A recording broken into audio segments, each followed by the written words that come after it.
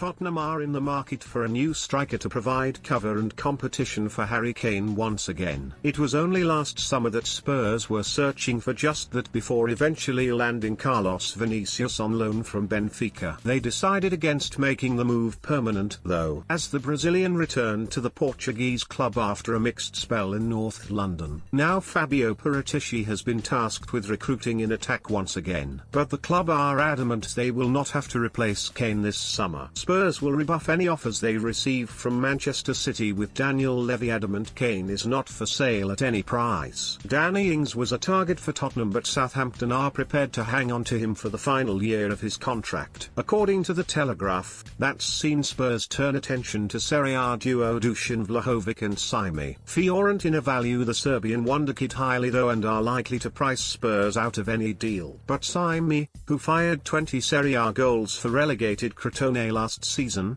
could be available on the cheap. Reports in his native Nigeria claim his club would be willing to sell the 29-year-old at a cut price of £6.8 million, €8 million.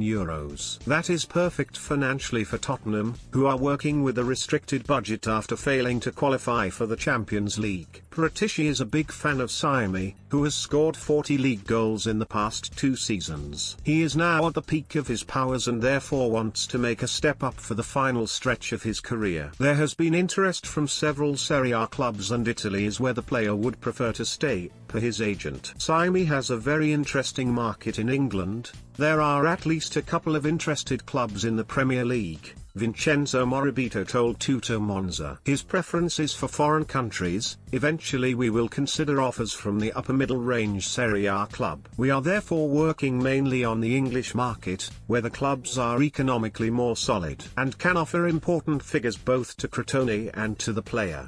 He deserves a championship like that. Let's see what happens in the next few weeks. At the moment, I repeat, the most concrete track is the one that leads to the Premier League.